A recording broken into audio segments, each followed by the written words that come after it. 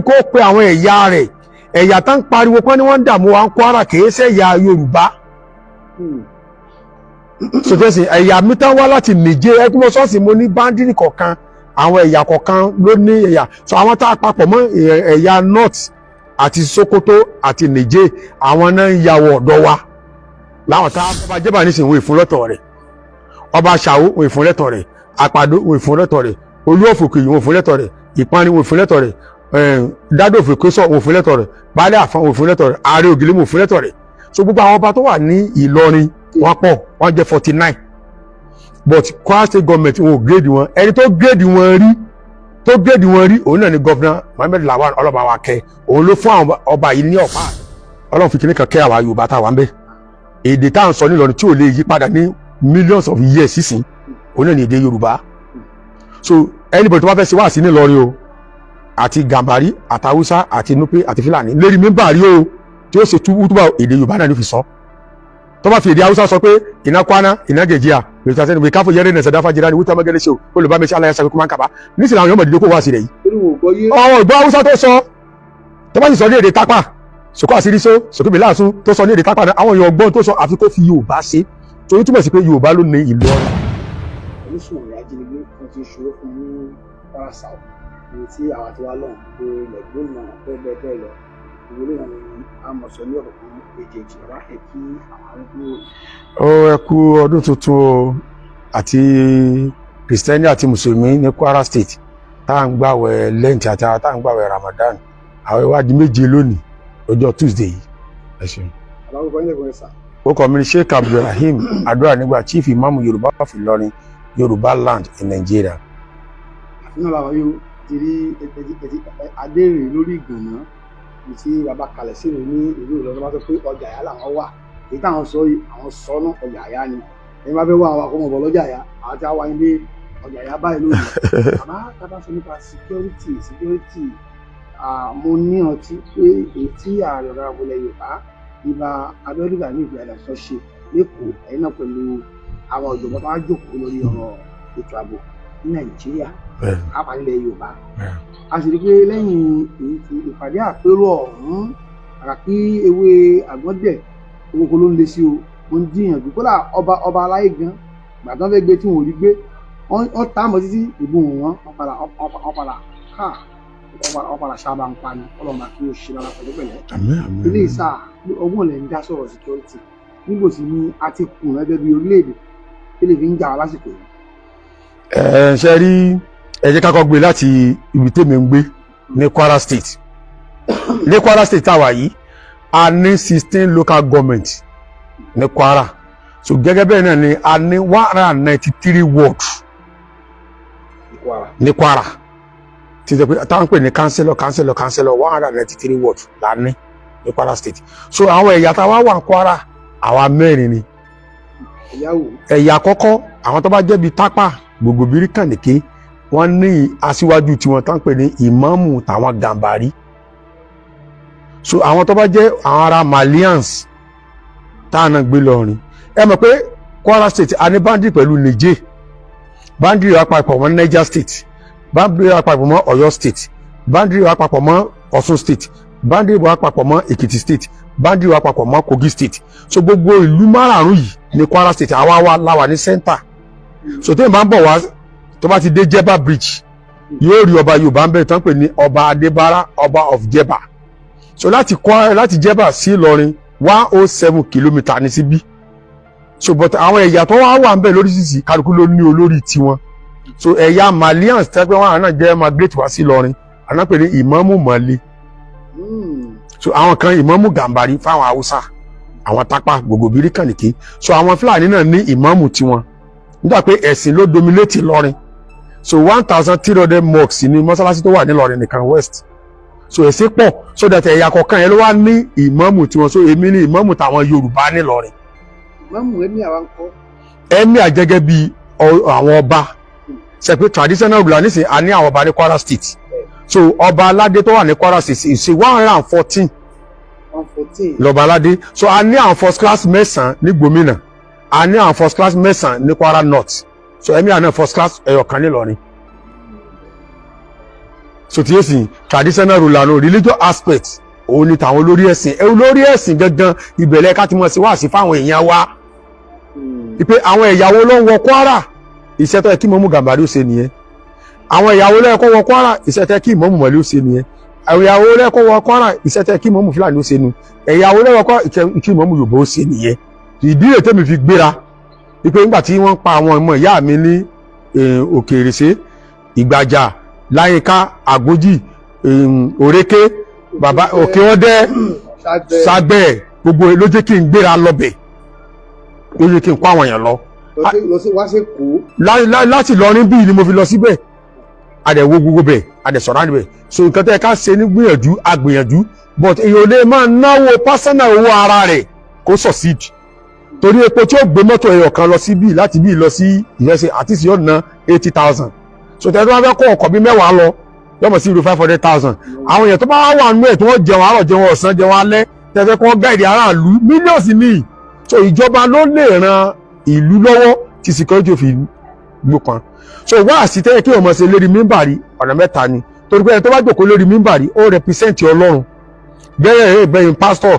tí ó jòkó lérí àpèrè ó represent Ọlọ́run ó represent Jesus Christ tó jẹ́ prophet fún ànábì táwa gbàgbọ́ àtún represent ẹ̀ so ó wá represent lérí ẹ̀sìn tí bá ń sìn pé ọ̀rọ̀ tó yẹ bá fẹ́ sọ lérí mímbàrí ọ̀rọ̀ tí ó mú àlàáfíà bá ìlú pé kálukú ó pe àwọn ẹ̀yà rẹ̀ ẹ̀yà tá ń pariwo pé ní wọ́n ń dààmú wa ń Kwara kìí ṣe ẹ̀yà Yorùbá so tẹ́sí ẹ̀yà mi tán wá láti Niger ẹkúnmọ́ ṣọ́ọ̀ṣì mo ní báńdírì kọ̀ọ̀kan àwọn ẹ̀yà kọ̀ọ̀kan ló ní ẹ̀yà so àwọn tá a papọ̀ mọ́ ẹ̀yà North àti Sokoto àti Niger àwọn náà ń yàwọ̀ ọ̀dọ́ wa láwọn tá a mọ̀ kìí sọ̀rọ̀ ẹ̀sìn náà bá wa ọ̀rọ̀ Islam kọ́ àwọn tá wà ìwé sọ̀rọ̀ ẹ̀sìn àní wọ́n sàn wá pé ẹ sá máa dààmú ayé so tí gómìnà bá wá gbéra sí tó gbéra tó pé nǹkan kan ṣẹlẹ̀ lórèké ó gbéra ó lọ bẹ̀ tó tó dijọ́ kejì wọ́n ní nǹkan kan ṣẹlẹ̀ ní káyàmọ́ ó lọ bẹ̀ so gómìnà ló lè fúnra rẹ̀ nísinmi tó bá fẹ́ gómìnà bá fẹ́ kí security wà nínú ìlú á wá pẹ ẹ̀yà lídà kọ̀ọ̀kan fún lórí ẹ̀sìn á pè Ìmámù tàwọn Gàmbàrí solution á pè Ìmámù tàwọn Fúlàní á pè Ìmámù tàwọn Mọ̀lẹ́ á wá pè Ìmámù tàwọn Yorùbá nínú ìlú ẹ̀ èyí ò ní dá apá kan sí kí ọmọ fari apá kan èyí ò ní sọ pé èèyàn nífẹ̀ẹ́ ẹ̀yà kan ju ẹ̀yà kan lọ torí population Yorùbá tó wà Kwara ní sí 2.6 million ní Yorùbá tó wà Kwara so bóòlù ẹsẹ̀ lè rí máa pe àwọn ẹ̀yà kan tẹ́ẹ̀ nípa ẹ̀yà ti Yorùbá so gbogbo gómìnà tó bá ti fojú di ẹ̀yà Yorùbá yẹn àti pé ó sọ fún wọn pé ìyá yẹn ò jẹ́ kankan nìyẹn so àwọn ẹ̀yà yẹn ló sì máa wò ó náà. èyí tó wà bẹ́ẹ̀ lónìí gómìnà wa Abdulrahman Abdulrasaq kí ni ìyànjú wọn pé làkìtì kẹ́yìn. pé ó ń gbìyànjú gọ́vnà Abdulrahman Abdulrasaq gbogbo ibi tí nǹkan bá ti ṣẹlẹ̀ gbàrà wọ́n làbí jẹ́ pé lóru gọ́vnà Abdulrahman Abdulrasaq yóò débẹ̀ but ó wá kú nìbọn ró gbogbo èyí sì ń fúnra ẹ̀ ní ẹnájì kí ọmọ sí wàhálà kì í tọ́ bá gbọ́ àníjẹ́ ìjọba rẹ̀ ó ní sinmi so àwọn ọ̀tá tí wọ́n ń dààmú Kwara State wọn ò fẹ́ kí ìjọba Kwara ò sí ní sinmi nu òun náà wàá pé bíríkótó yóò pè bíríkótó yóò pè àwọn tán jágbàgbà nílùú bóòlù à ń ṣe tí nǹkan fi ní dàrú mọ́ mi lọ́wọ́. ayé wọn ti bẹ́ẹ̀ parí tán náà ìbọ́bí náà ni. gbogbo fẹ́ parí tán mọ́sẹ̀ ẹnu ọdún kan tó kù yìí náà yóò wá solúsọ̀ sọ́rọ̀ rẹ̀ kò ní jẹ́ kó fi bó kọ̀ òun jẹ́ tó gbogbo rẹ́kọ̀dù àwọn èèyàn tán kú làwọn èèyàn kọ́ lẹ̀ èèyàn tó kú ní Sàrẹ́ èèyàn tó kú ní Káyàmọ́ gbogbo ní bẹ ní rẹ́kọ̀dù ọ̀dọ̀ tiwa àsìkò lágbájá wọn ó sì kọ síbẹ̀ wọn ò ní sọ pé àsìkò gọ́vnà Rahman wọn ò ní sọ pé àsìkò Bukola wọn ò ní sọ pé àsìkò Fatai wọn ò ní àsìkò gọ́vnà Rahman so rẹ́kọ̀dù yẹn ni kò tún ṣe. That is source of peace to bring all of people together to cooperate with rule and regulation to defend our city. We must not do anything that will bring another war ní Kwara. So our solution ni pé kò ní sọ pé àwọn Yorùbá bò ní wọ́n jẹ́ rárá o ó pe olórí tiwọn náà. tí wọ́n tètè ń pé wọ́n ti gbégbèsè ìgbé wọ́n ti ń pé àwọn ìyá kan wọn ò fẹ́ ìyá kan. wọ́n tó bá fẹ́ ṣe meeting ní government house ṣé àbùkẹ́ meeting ṣe àwọn ẹ̀sìn ọ̀pọ̀lọpọ̀ àwọn ẹ̀sìn tán ṣe meeting wọ́n máa mislead the government. so jẹ́sìn sọ ma pe ẹ̀yin wọ́n á ní kó pe commissioner police direct SS wọ́n á ní pe commander sobi ní barak wọ́n á pe àwọn civil defence wọ́n á ní kó pe àwọn ọba àwọn tẹ́ ń pè yín àwọn ti civil servants ìjọba ni ọwọ́ àkótó àwọn ẹ̀ka tán ń gbèlú tásọ aráàlú àwàláwà nínú ìlú tí ìka bá ṣẹlẹ̀ níbi tí mo wà yìí sí lọ́jà yá àwọn DSS wọ́n lè mọ́ tètè rí ọ̀sán àwọn àtọwọ́ rí táwọn ọmọkẹ́ tó ṣẹlẹ̀ gbàrà láàmọ̀ pé àkàbà ìlú ṣẹlẹ̀ so kó tó dé rìpọ́ọ̀tù yẹn ó lè dí wọn ò ní rí gbọ́ tán ọ̀tá yẹn tí ìkan ṣẹlẹ̀ ilé ẹ̀kọ́ pé nígbà tó pé olórí ẹ̀sìn ti wà fún Ìlọrin tán represent ẹ pé àwọn ẹ̀yà mẹ́rẹ̀ẹ̀rin nígbà tó ti ní ìmáàmù tàwọn Gàmbàrí ẹni ìmáàmù tàwọn Ìmàlé ẹni ti Fúlàní ẹni ti Yorùbá àwọn mẹ́rẹ̀ẹ̀rin lẹ́ pèsè ní security bó lẹ́sí fẹ́ ṣe sọ àwọn aláwọ̀ amúmọ̀nà pé ẹja gbé báyìí tí ìlú òfin ní dà. àwọn tí a bá wọ̀ ẹ́ra wọn ni pé lásìkò bí Kwara gbogbo ìlú tó ṣẹlẹ̀ sí ọba aláyé gan Oǹdó ló ti ṣẹlẹ̀ o wọ́n ta kábíyèsí nǹkan títí Ọlọ́run jẹ́ kí ìbọn pa kábíyèsí wọ́n tó wá gbé náà fọ̀ nǹkan mọ́ bàbá yìí lórí ó ṣẹlẹ̀ ní Oǹdó ó ṣẹlẹ̀ ní Ọ̀yọ́ lábẹ́òkúta ní gbogbo ẹ̀ àwọn kan sọ pé Ààrẹ Ọ̀nà Kakanfò ilẹ̀ Yorùbá Ìbà Gani Adams kí ni wọ́n ń wò kí ni wọ́n ń ṣe ǹjẹ́ ìyànjú ààrẹ bó lè ṣe rí sí ìyànjú wọn kú tó àbọ̀dí kíkọ́ tó ń dá wọn ní ọwọ́ kọ́ ni. ṣe rí tá a bá ń sọ̀rọ̀ pa Ìbà Gani Adams Ààrẹ Ọ̀nà Kakanfò gbogbo ilẹ̀ Yorùbá àwọn yóò bóyá mo ṣẹ̀ṣẹ̀ máa ààrẹ lónìí rárá o èmi ò ṣẹ̀ṣẹ̀ máa ààrẹ lónìí o mo ti máa ààrẹ ńgbà tá a jọ ń ṣe nàdẹ́kù iná wa nàdẹ́kù mo wà nù nàdẹ́kù ìgbà tá a kókó nàdẹ́kù lọ kan OPC nàdẹ́kù ló bí OPC bí ṣe láyé Abíọ́lá lọ́hùn láyé Abíọ́lá lọ́hùn so OPC tó wá jáde yìí Fáṣẹ̀hùn àti Ààrẹ Ọ̀nà Kakanfò so àwọn tó jẹ́ leaders ńgbà yẹn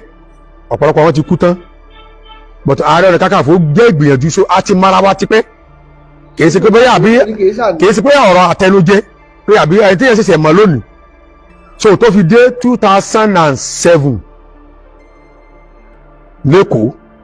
kó tó wá di pé ọ̀rọ̀ àwọn Afẹ́nifẹ́re náà tó kún so àwọn àti Ààrẹ Ọ̀nà Kakanfò a ti mara wa nísìnyí kìí ṣe ọ̀rọ̀ ẹ bá wọn ṣe Afẹ́nifẹ́re náà ni. àpò wà náà Afẹ́nifẹ́re kò sí oṣù kan ká mọ̀ ṣe mítìnì ní Àkúrẹ́ lọ́dọ̀ bàbá Fáṣọ̀rọ̀tì so mo ṣe nàdẹ́kò mo àwọn ṣe pẹ̀lú Fáṣẹ̀hùn so mo ṣe nínú àwọn Afẹ́nifẹ́re torí gbogbo tó lè mú ìdàgbàsókè bá ilẹ̀ Yorùbá mo gbọ́dọ̀ wà ń bẹ̀ gẹ́gẹ́ bí ẹ̀mẹ̀ká pè ní wọ́n ní imam kìí ṣe pé ọmọ kírun lásán rárá o imam olórí ẹ̀sìn but Yorùbá fún gbogbo tí wọ́n jẹ́ ìran Yorùbá ò gbọ́dọ̀ jẹ́ kí omi ẹ̀kọ́ jábọ́ lójú wọn ìwọ ni imamu wọn so tó máa ní ìran Yorùbá so gbogbo tí ń jẹ́ kìrìsìtẹ́nì mùsùlùmí ẹlẹ́sìn àbáláyé ó gbọ́dọ̀ tẹ́kẹ̀ àwọn torí pé ọ̀rọ̀ ẹ̀sìn ọ̀tọ̀ but ó gbọ́dọ̀ mójútó gbogbo tí ń jẹ́ àfíàsì ìran rẹ̀. àfọ̀rí bẹ́ẹ̀ náà aṣọ bó lè ṣe jẹ́ ìgbìmọ̀ bó ṣe fẹ́. tó ti rẹ́ sí. ṣùgbọ́n ìgbìyànjú ààrẹ àwọn kan sọ pé kò yẹ kò ṣe tó. náà mo ń bá bọ̀ so ìgbìyànjú ààrẹ kìí ṣèṣin Ààrẹ Ọ̀nà Kakanfò wá Kwara ní 2007 wọ́n wá Kwara 2003. ó yẹ tó dà rẹ. ọ̀rọ̀ ààrẹ àdínkù tí sọ̀rọ̀ Yorùbá àní tí wọ́n wá Kwara tí Ààrẹ Ọ̀nà Kakanfò wá Kwara a ti mọ́ra ti pẹ́ gbogbo pictures yẹn wà lókè ọ̀dọ̀ mi gbogbo program tá à ń ṣe ó wà nínú ààfin mi bíi lókè yìí so tó sì gbogbo document torí èmi máa ń record gbogbo document gbogbo ẹ̀ lọ́wọ́ nínú ààfin mi bí so bí ààrẹ ṣe ń wá Kwara state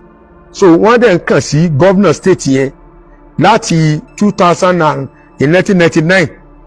gómìnà ọmọ Yorùbá tó kọ́kọ́ ṣe ní Kwara yìí òun náà gómìnà Lawan so wọn àti Ààrẹ Ọ̀nà Kakanfò báyìí ni wọ́n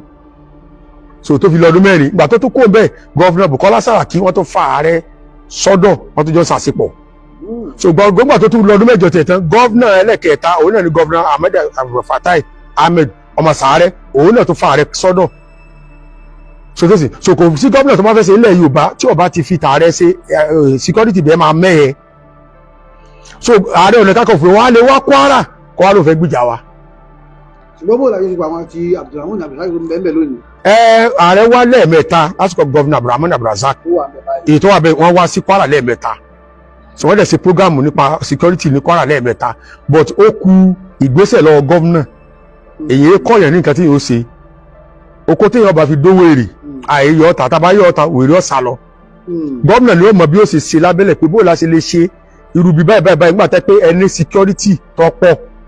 ẹ bá ṣe báyìí ṣe lábẹ́lẹ̀ tí ò nídìí ariwo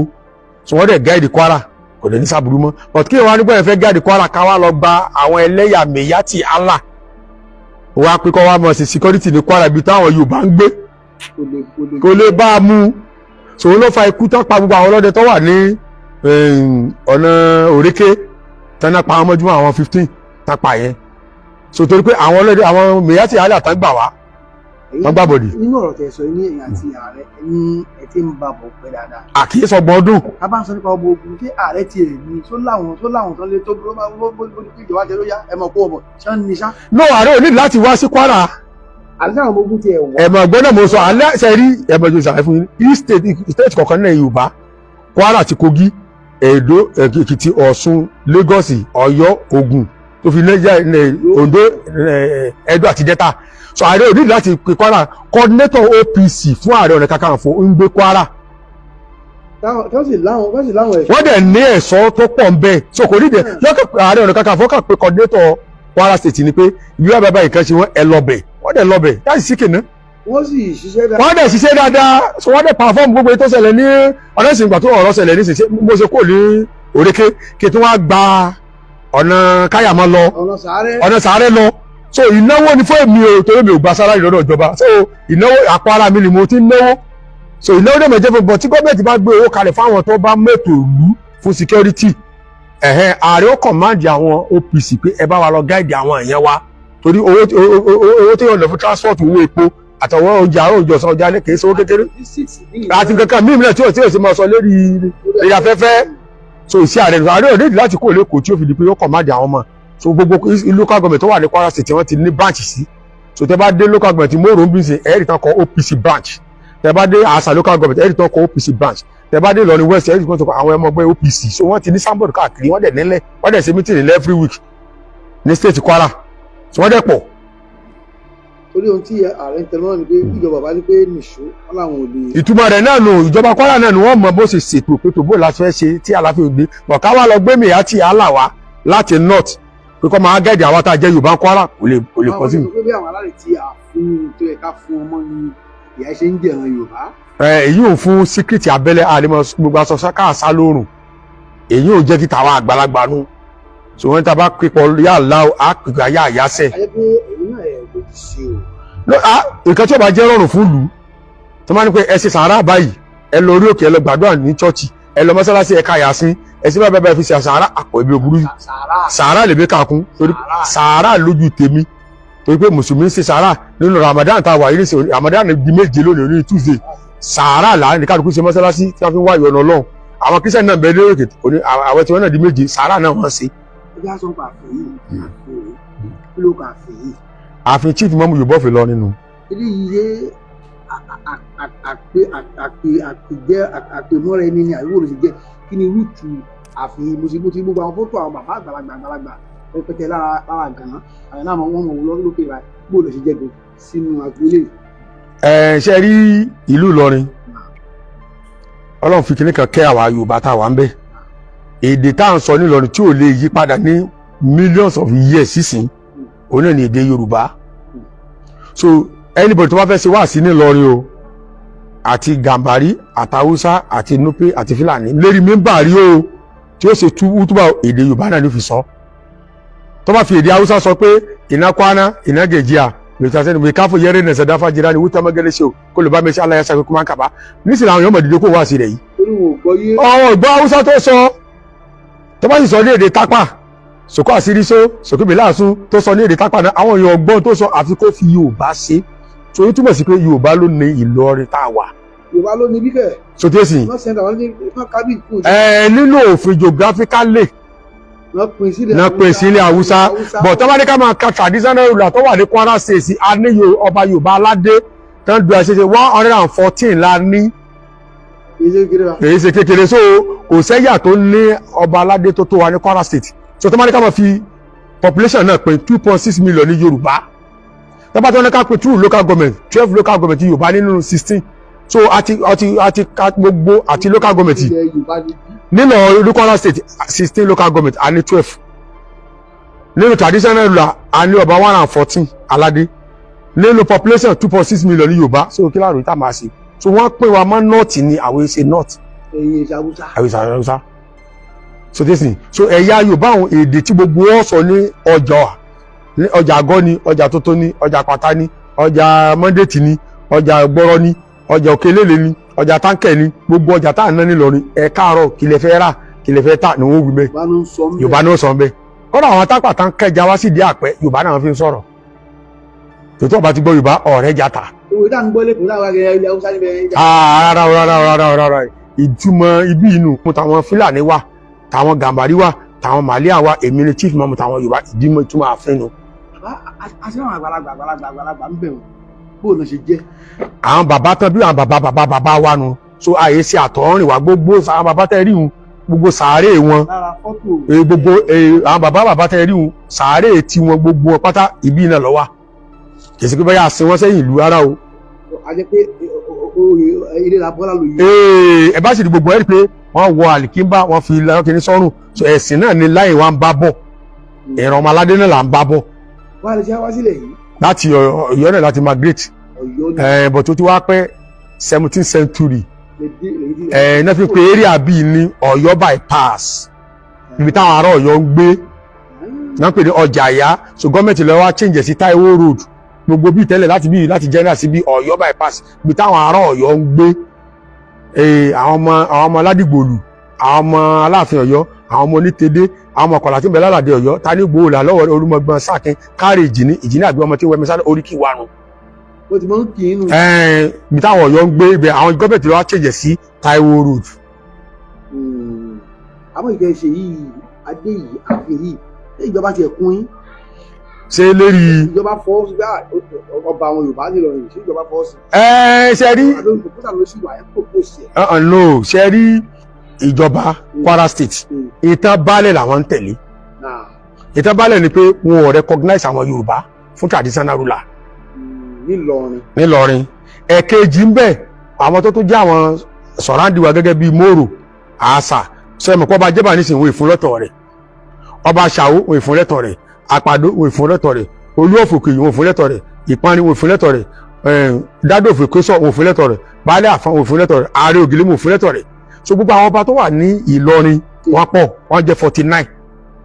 but Kwara State government wọn ò grade wọn ẹni tó grade wọn rí òun náà ni Governor Mohammed Lawan Ọlọ́bàwákẹ́ òun ló fún àwọn ọba yìí ní ọ̀pá àṣẹ bí kò máa jọba. wọ́n ní ìbátan Yorùbá lòun. ṣé Governor Lawan ọmọ Àfọ̀njá gẹ́gẹ́ ni ìlà Àfọ̀njá gẹ́gẹ́ níbẹ̀ lójú ẹ̀ òun ló grade gbogbo àwọn ọba yìí rí tó fún ọ ní certificate through House Assembly Kwara. àtàkùn wọlé àwọn òṣèlè lórí ni. àwọn yọ wọn kó bẹ wọn rí mú fún agbára yẹn kó bẹ pé wọn jọba mọ́ so ìdílé tẹ pé gọọmenti ń gbé agbára wọn dí agbára Yorùbá kù ní Kwara wọn fìyà jẹ Yorùbá lọ́pọ̀lọpọ̀. ilé iṣẹ́ àkíyàn ìrẹ̀jẹ̀ Yorùbá àgbàdé ní ọba bíi 49 kí ni ìgbésẹ̀ tẹ̀ ń gbé ní ìrìnjẹ́ ìrìn. Ọlọ́ọ̀bá yan aláàánú gómìnà tí ó bá grédì àwọn ọba ló kù. ní kíni kàtà lè mọ sọ kérí Yorùbá ó pé Kwara káwọ́ ọmọ Yorùbá gidi tí ó grédì àwọn ọba wa. tí wọ́n dìbò kó tó ṣe gómìnà. tí ó grédì àwọn ọba bíi gómìnà Lawan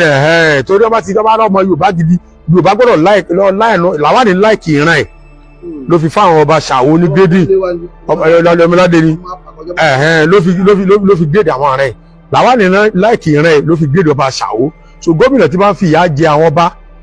tí ò fáwọn ọba lẹ́tọ̀ọ́ rẹ̀ tí ò grédì wọn so gómìnà náà àwọn yẹn máa wòran ẹjọ́ díjọ́ gbò Ìgbò ní ó ju ibi tí wọ́n fi ẹ̀kọ́ rẹ̀. Ìgbò náà ti súnmọ́ báyìí kí ni ẹ̀fẹ́ sálàd àwọn ìtẹ̀jẹ́ Yorùbá ń lọ níbi kí ni iṣẹ́ yìí fún wọn. kò sí àwọn àtìkan tó kú bẹ́ẹ̀ ni pé kó wo ìyàtọ̀ jẹ wá náà ni ẹ̀kọ́ tó ní never relent fight and move forward a gbọ́dọ̀ sùn so ìyàtọ̀ bá ti jẹ̀yẹ́ bìkan tó fi di pé ìyà ń jẹ wá tí a sì rẹ́ nìkan kan kún wa so gọ́gọ́ àwọn aráàlú náà gbọ́dọ̀ jẹ́ kí nàbàtà sísì wọ́n pé kó wẹ́ni tó bá jẹ́ ọmọ Yorùbá gidi tí ó kún ìran wọn lọ́wọ́ tí ó fún ọba Ṣàwó ní gírèdì tí ó fún ọba Jẹ́bà ní gírèdì Alápàdó ní gírèdì Olúòfòkè ní gírèdì ọba Dádòfè Késọ̀ ní gírèdì ọba Baálẹ̀ Àfọ̀n ní gírèdì Ààrẹ Ògìlì ní gírèdì tí ó gírèdì gbogbo àwọn ọba nílọrin ní Kwara tí ó ṣàtúnṣe fún wọn tí wọ́n sì ṣàpọ́nlé fún wọn òun náà ni wọ́n tẹ̀lé. wọ́n ti àwọn tí ò tí ì kún wọn yìí lórí ọ̀rọ̀ àwọn báńdíìtì yìí iṣẹ́ tẹ níbi ìjọba Kwara ni pé ìrìn ẹni fẹ́ ṣe náà ọ̀rọ̀ àti ńlọ nílùú àìjẹ́ ìjẹ́ kí ni fẹ́ fi ìjọba Kwara ṣe. ìjọba Kwara wọ́n nídìí láti ṣiṣẹ́ lábẹ́lẹ̀ tí èsà láriwo èyí gbọ́dọ̀ mọ pé ọ̀rọ̀ for example ìgbà tẹ́mi gbéra ìjọba Kwara náà sáà mọ̀ pé mo lọ sí baba ńlá mo lọ èrè kí mo lọ rí wọn so àwọn tó bá ń ṣe irú wàhálà bá àbẹ́tẹ̀ ẹ wàá pè wọ́n sí meeting ní campus meeting tòtò bóyá ṣe lè tó ọ̀rọ̀ ẹ jẹ́ ká ṣe báyìí ẹ jẹ́ ká ṣe báyìí ṣe máa ń pè àwọn kan ní OPC bóyá ṣe lè lò wọ́n bóyá ṣe lè gáàdì àwọn kìíní so tó lẹ́sìn tíjọba bá lóun dá security tiẹ̀ lẹ̀ kò lè ṣiṣẹ́ bí àwọn tó wà ńlẹ̀ wọ́n wà ní tó wọ́n wà lẹ́sẹ̀ kù. Torí security ìjọba máa dálẹ̀ pé àtúbà ti dá àwọn security wa ẹ̀dá security lẹ̀ náà pààyàn ní ọ̀nà Bàrùtí ẹ̀dá security lẹ̀ wọ́n tó àtàkì àwọn ẹ̀rẹ́ sáré kí nìkan cosmate ni ẹ wà fún ọ ní owó lábẹ́lẹ̀ pé ẹ bá wa ṣiṣẹ́ báyìí àwọn náà flush out ní gómìnà náà òṣèlú mọ́ ṣe tàgbọ̀nà káàkiri ẹ pé wọ́n pààyàn ní bàbá ńlá lónìí gómìnà lọ́bẹ̀ wọ́n pààyàn ní sáré lónìí ọlọ́bẹ̀ wọ́n pè ní orúkọ ọlọ́bẹ̀ ọlọ́ káàkiri òun fúnra rẹ̀ níṣẹ́ ṣe nu dòkólẹ̀ jẹ́ kí bẹ́ẹ̀ lè ṣẹ́sì gọ́ọ̀mẹ́ntà wọ́n á pe àwọn tí ó bọ̀ ṣiṣẹ́ rán owó ń ṣẹ́ tọ́sí wà ń lẹ̀ rán owó ń ṣẹ́ owó lè mọ ránṣẹ́ kékeré ọmọ yóò máa lọ káàkiri rán owó ń ṣẹ́ owó lè mọ gómìnà máa ránṣẹ́ kékeré ọmọ sí wàhálà tí gómìnà ṣe é sì kọ̀ yọ̀ ń sìn. wọ́n sì tún sọ̀rọ̀ lónìí bọ̀ tó bá ti rán owó ṣẹ́ owó tó ránṣẹ́ náà lọ́kọ̀ mọ́ kọ́ọ̀lù ẹ̀ ló èyí tá a fi sí bàbá kí ló tẹ̀ ṣe ẹ̀hẹ́n. àwọn tó ń jiyàn pé tó ń wọnú ìlú wa jiyàn pé àwọn aráalé náà ń júwe ọ̀nà fún ọ. ọ̀tọ̀ nìyẹn ọ̀tọ̀ nìyẹn o tá a bá ṣáájú yìí pé kọ́lọ́mọdé kí aburú ọwọ́ lù tí àwọn kan bá tó wá ń gbàbọ̀dì fún wa nínú ìlú Ọlọ́run ni ó bá rú ẹni bẹ́ẹ̀ jà torí mi lè jẹ́ bóyá ọjọ́ ọmọ Kwara kọ́ wa máa rọ̀ pé tí mo bá lọ jíbọ̀dá mi tó darí ìlú Èbó gbé àgbà 10 million àgbà 20 million lọ kí ló fẹ́ fi 10 million sí o ò jẹ́ kọ́lọ́run tú ẹ ọwọ́ lọ fún ọ dẹ̀ èèyàn sí ẹ̀ pé ẹ̀yin bòròró ẹ̀yin bandit ẹ wá jẹ́ ẹni báyìí gbé gbogbo ẹni tó bá ṣe bẹ́ẹ̀ ní Kwara Ọlọ́run ní pé tó fi tó àṣírí ẹ̀ gbogbo ẹni tó bá wà nínú aláburú tó pé ọjọ́ bàálù ni o ọjọ́ ìyàwó ọba ni o ọjọ́ ọmọ ìlú ni o tí wọ́n lọ ń ṣe papọ̀ pé ẹ máa lọ jẹ́ àwọn lágbájá gbé Ọlọ́run bá tó àṣírí kíákíá ní Kwara torí kò jẹ́ ká ní ìsinmi ọdún èmi tèmi o èmi dá dúró ìsinmi tèmi ò lè rìn lóru àtọ̀sán ìsinmi kàmí pẹ̀lú bòròró òsì bòròró etí àgbẹ̀ fi ń jẹ́ ẹ̀kọ́ èmi ò lo sójà Ọlọ́run lè tèmi o sójú Ọlọ́run ní sómi ọdún òlé ọ̀pẹ́ pé kálukú lọ́mọ ìrìn àjò àwọn òtẹ̀lé sálámọ̀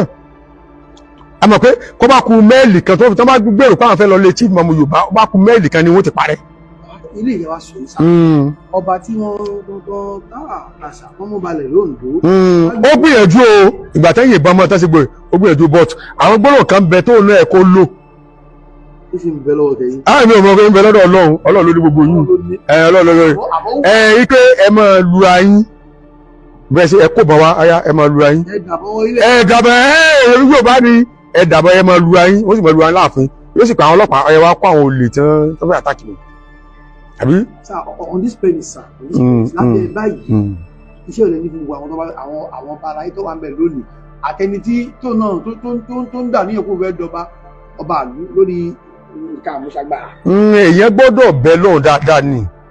ẹ tó bá fẹ́ jó lórí níbì kan èèyàn gbọ́dọ̀ jókòó jẹ́kẹ́tẹ́ tí báwo jókòó tẹ́lẹ̀ àfi ń gbé lọ ni mọdún tá a ti ń ṣe Yorùbá nìsan ni ìjọ ẹ wo no àṣẹwé mi mọ yan Professor Bánjí Akíntóyè Ìbàdàn ní 2019 August 21 èmi mọ yan Professor Bánjí Akíntóyè èmi mọ yẹn síbẹ̀ ṣe láìpẹ́ tí wọ́n ṣe Yorùbá nìsan ẹ wo bó bá ṣe ṣe rálì ká gbogbo rẹ̀ Yorùbá ọdún mẹ́ta mo fi ṣe rálì gbogbo rẹ̀ Yorùbá ìjẹ́ gbọ́kẹ́nìkan àtàkì mi rí ìjẹ́ gbọ́kẹ́nìkan wá bá mi rí so ojúlé làwọn ẹgbẹ́ tó máa sọ fún ọ pé ẹkùn sábà ajá ń sábẹ̀kùn wọ́n tan ajá ni o kò sí yàrá ìyẹ ajá tó lè débi tẹ́kùn bá wà bí tí mo bá wà wọ́n tó máa sọ pé ajá ń sábẹ̀kùn ẹkùn sábàjá wọ́n tan ajá ni wọ́n fẹ́ kájá òun ṣòfò ẹ̀mí ni o bí tí mo bá wà tí mo lè pe tí mo Yorùbá wà ọ wà ló gbé aburú ọbẹ̀ kò sóńtọ̀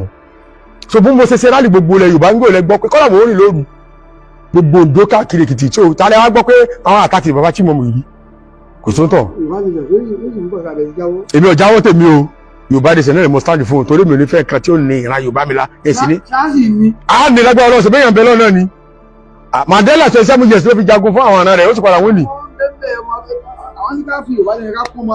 ẹ̀yin tó bá fẹ́ kún ọmọ yín l'Ábùjá ẹ lọ kún èmi ò kún ọmọ yín kankan Yorùbá nation lèmi ń ṣe ilẹ̀ Yorùbá lèmi ń bá lọ. ìran Yorùbá lèmi ń wò èmi ọba yín sọ̀rọ̀ ọmọ yín lọ́wọ́ l'Ábùjá ọmọ yín tó bá wà l'Ábùjá ọwọ́ l'Ábùjá Ọlọ́run fi sọ̀rọ̀ sọ l'Ábùjá ọ̀rọ̀ ilẹ̀ Yorùbá ló jẹ mí lógún báyìí bí yóò ṣe ní jẹ Yorùbá òun lọ́kẹ̀ mi. àdègbè alágbára Ọlọ́run sí Mandela 27 years ló lò tó fi jìyà fún ọ̀nà rẹ̀ ó sì padà débẹ̀ sọ àádọ́ débi tá à ń lọ. èmi ọmọ yín o torí Yorùbá ìdẹ́bi gbàgbọ́ nìyẹn Yorùbá ilé sàn ló gbé mi sọ ọmọ Nàìjíríà ọmọ ilẹ̀ Yorùbá lè mi torí ìmọ̀mù Yorùbá lè mi jẹ wọ́n sọ pé ilé ìmọ̀mù Nàìjíríà àwọn tó jẹ ilé ìmọ̀mù Nàìjíríà wọ́n wà l'Ábùjá bọ̀dì ìmọ̀mù Yorùbá fáwọn Yorùbá ni mo jẹ́ dédé ìran Yorùbá ò sì lè sì mọ̀ ṣiṣẹ́ lélẹ́rí àwọn ìmọ̀mù Yíbò òun náà wà fáwọn ilẹ̀ Yíbò ìran ẹ̀rí kọ́ ọ̀nà mọ̀ pùsì lélẹ́rí but ọ̀rọ̀ lẹ Yorùbá àti kìrìsìtẹ́nì àti mùsùlùmí asálẹ́bàlá bí òsì ní aburú òsì ní bá wa ọlọ́kẹ̀ mi tètè sìn ìran Yorùbá ó bòlè wátá ní mílẹ̀ ìmọ̀ kí ó sì nífẹ̀ẹ́ ìran rẹ̀ kó nífẹ̀ẹ́ àwọn ẹ̀yà rẹ̀ inú gbàgbọ́ lọ́wọ́. wọ́n ní àárín àti Abacha pé wa. ẹ̀dá náà wà wọ́n náà wà l'Amẹ́ríkà báyìí. alhamdulilayi kò sí jà láàrin wa dúpẹ́ bẹ́ẹ̀. tani alhamdulilayi.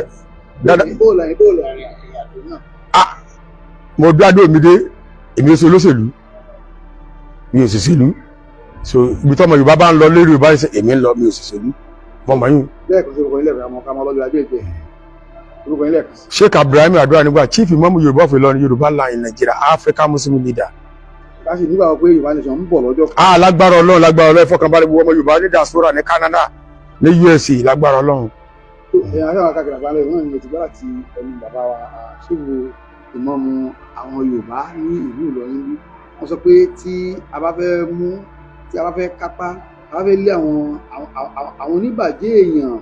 àwọn oníṣùmọ̀ a bá fẹ́ lé wọn lọ yẹn àbí kí á gbà wọn tí wọ́n jẹ́ ọmọ àdúgbò wọ́n wà nílé wọ́n wà lọ́nà fẹ́ pé àwọn fúnra wọn ẹ̀ṣọ́ elétò ààbò ni wọ́n alópìsì alágbèékọ̀yà ní gbogbo ẹ̀ kí gómìnà kan bá wọn ṣe papọ̀ kí Nàìjíríà ilẹ̀ Yorùbá kó lè bá a dá àníyàn wàhálà ọ̀ àwọn àti ẹ̀rọ kan nílẹ̀ Haúsá gan kí nǹkan ní joint task àwọn tí wọ́n jọ mú ní ìlú pẹ̀lú àwọn sójà mi jọ ń. àwọn wèrè yìí wọ́n ti understand ibi tó máa ti mú olúkàlùkù nuksa nǹkan náà bá ṣe ń sọ tó òyìnbó bá padà wá 2 million years á tún fún wa kóbi torí pé kí ni a lọ gbé ìlú wọn ni a rò pa àmọ́ wa wọn ìwọ àìsọ wọn wò we have not understudied òyìnbó là ń sọ kiri. Tinubu ti understudy Tinubu bẹ̀rẹ̀ láti ibi abẹ́ igi ní ṣítà ó fún àwọn ọmọ rẹ̀ ó ń bá wọn sọ̀rọ̀ ó ń bá wọn ṣeré ó ń wọlé wọn ṣe bọ̀dá ẹ̀gbọ́n òun náà ṣe gbọ́n bọ́dà fún wọn nígbà tó wọ́ wọn lára tán ó dọ̀tí wọn ní kọ̀ọ̀kan ó gbèkúdà lọ́wọ́ wọn so no government is going to be the same Itabarika condemn and at that point in time that is the point none of them has meant well for the country. nígbà tí Jákàndé wa bẹ̀ṣọ́ ń jẹ́ wọ́n tó yìí ni ọba Làgàtà tó wà lórí oyè dábàá ti tọ́jú lé wọ́n bá yín tọ́jú lé yín nígbà tí Sultan Adéníjì Àjèlé mú wọnú lé tọ́kù lọ́mọ àlè náà. These are evil people wọ́n tó history tán they are rewriting history all over the place. ṣé Jákàndé ní kọ́ lọ gbé kíni ordinance map lù wá fóun rí àbí Buhari gan ṣe Ọbásanjọ́ ṣe gbogbo ordinance map lù ọwọ́ wọn ló wà wọn ò lè ṣe sí ọ̀bọ̀. So if you say ẹnì kan ò ṣe kan nígbà kan ẹnì kan ò ṣe nígbà kan ẹ jẹ́ ká fìyẹn lè semantics let's face what is there and I keep saying it gbogbo ẹnì kan PDP kan APC kan fẹ́ wọlé except that a total house cleaning of them and their children ẹ fúnra yín ṣeré ni nígbà tí Iran fẹ́ bẹ̀rẹ̀ lẹ́nijọ́ mẹ́ta yìí ọmọ ṣáà Iran tó kúrò ó láti máa sọ̀rọ̀ ẹ dúró yẹ kí n sọ tèmi ẹ ti sọ mi láti láti ẹ̀kan ọmọ ṣáà Iran ló sọ pé wọ́n fẹ́ kó padà wọlé ẹ try láti gbọ́ wa yé. ẹ jẹ́ n sọ̀rọ̀ tèmi jàre I'm not into that kí ni máa kọ́lẹ̀ sí i. à ń gbọ́ yín mà. Except you do a total clean out of the stables you're not going anywhere kan pàrọ̀ kan sí kan wọ́n marry ara wọn. sọ́mọ àbíkẹ́ lọ́bẹ̀rẹ̀ yóò bá rẹ̀ ọmọ Ganduje ni mo bẹ̀rẹ̀ ni àbí gbàtí màtá wálé ń pé tó ń ṣe ìyàwó ọmọ mẹ́jọ ló ń ṣe níjọ́ wò nígbà tí president yìí ń bọ̀bọ̀ ló lọ. You guys wake up and smell the cookie. Wake up and smell the cookie and stop paying one is better than the other. They all thieves. Stop saying one is better than the other. Tíyàwó bá jí ọkọ ají ṣábẹ́jọ abẹ́tọ́ Nathan kan ni wọ́n ti jí ní Dezani ti ṣòṣì tó ṣe ni. Abẹ́mọ̀ champagne tó mu ní Nàìjíríà nígbà tí abẹ́ Jonathan ni abẹ́mọ̀ ìtọ́sí pẹ̀lú àwọn tó ń kọ́ lọ kàwé bí kan nonsense wọ́n ṣe. Whatever it is, none of them have good results for the and except you had a total cleaner. Ọmọ ṣọ́ọ̀bù náà sọ pé tọ́ba tọ́pù kínní òun fẹ́ wọlé níbo lòun ti dúró tó lòun fẹ́ wọlé ó ti ṣọ́kù lọ bàbá ẹ̀ ṣiṣẹ́ burúkú wá ń padà bọ̀. Ọmọ Marcus dé Philippine you have history to see every one of them but wọ́n lè ṣe total cleaner ṣé Ghana ò dání.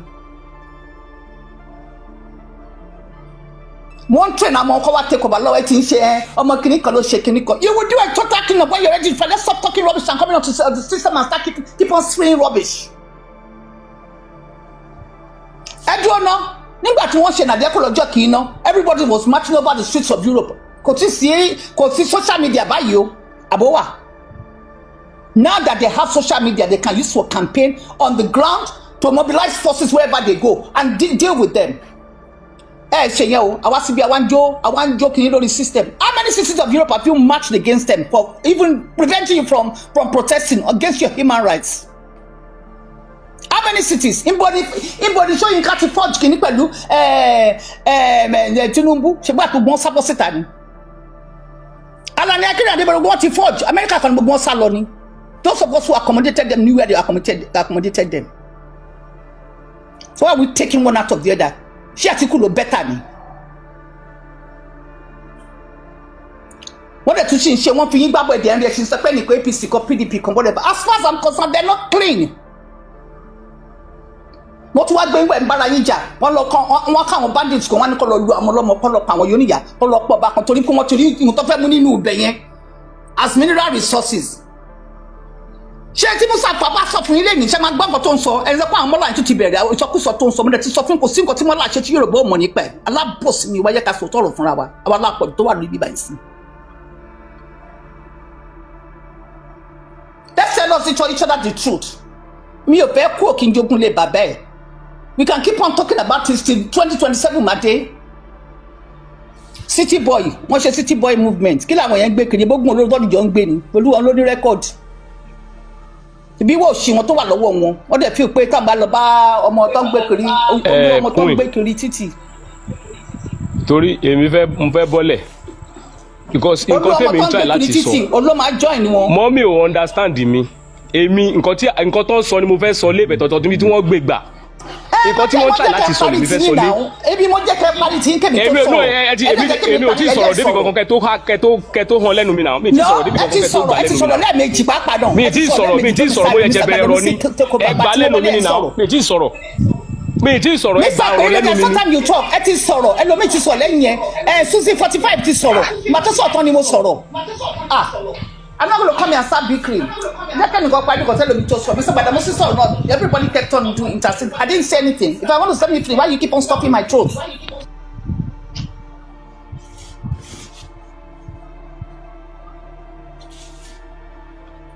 Why do we always come in and start bickering at each other instead of facing what we need to face? Tábà ti fẹ́ kú, a lè jogún lé bàbá wa. Nǹkan tẹ́ ẹ sọ owó làwọn àtẹ láti sọ ní ọ̀rọ̀ tẹ́ ẹ sọ sílẹ̀ wípé bóyá gbogbo alápá jáde nǹkan tá a fẹ́ try láti sọ fún yín nìyẹn wípé gbogbo ala fẹ́ jáde àwọn mo fẹ́ sọ fún yín pé ìgbà wo ló fẹ́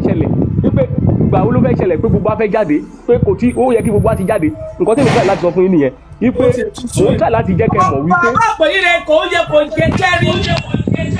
tẹ ẹ bá farabalẹ̀ gbọ́ nǹkan tí mọ̀ mi yìí sọ ẹ farabalẹ̀ gbọ́ ohun tó ń sọ rárá tọ̀ ẹ ṣáà ló yẹ ká ti jáde kò sí mọ̀mọ́ yìí ti sọ ògidì ọ̀rọ̀ yìí pé tá a bá mú ọ̀rọ̀ yìí láti foundation kò lè níyànjú kankan tá a bá kàn ṣe ẹ jẹ́ ká máa ṣe fáṣifáṣí eléyìí bẹ̀tà ọdún tẹ bá sọ pé ṣì bẹ̀tà mi ò campaign for anybody mi ò sílẹ̀ ní party mi ò join any party ṣùgbọ́n lọ́dọ̀ tèmi tẹ bá fẹ́ ṣe ni ò tẹ bá ṣe tán tẹ bá fẹ́ jáde ẹ má ti jáde báyìí ẹjọ́ di nẹ́ẹ̀sì ẹ̀ tán bá ti fẹ́ máa múra election tán bá ti fẹ́ máa dìbò tó bá kóṣù kan tí ìbò fẹ́ bẹ̀rẹ̀ ìmọ̀ràn tèmi nìyẹn ẹ wọ́ jáde kẹ̀dẹ̀ má wọlé mọ́ kí kálukú wá jókòó sí títì ẹgbẹ́ bẹ́ẹ̀dì yín ẹgbẹ́ stọ́ọ̀fù yín ẹkọ́ gìdáná yín ẹgbẹ́ ọmọ odó yín ẹgbẹ́ kí lorúkọ ẹ̀ mátáráàsì kòkò ìdáná ẹkọ́ gbogbo ẹ̀ sí títì ìjọba èyí lẹ ní àwa la ní títì ẹ dúró títì ìjọba tẹ election bá ti fẹ́ kó oṣù kan kí kálukú lọ jókòó sí títì Èkó ni Ìbàdàn ni kò ní ìdíkẹ́ travel kò ní ìdíkẹ́ ètè kó lọ sí Ìbàdàn káwọn ọmọ Ìbàdàn wọ́ sí títì káwọn ọmọ Èkó wọ́ sí títì lójú tèmi ni o tẹ́bádẹ̀ ní ọ̀nà ògbàbẹ̀ lọ tó ṣùgbọ́n pé ẹ máa tún dìbò ẹni tó wà ń bẹ̀ ni ó wà ń bẹ̀ ni ó sì mọ̀ pàṣẹ lé yín lórí kékeré lẹ̀dẹ̀ sí rí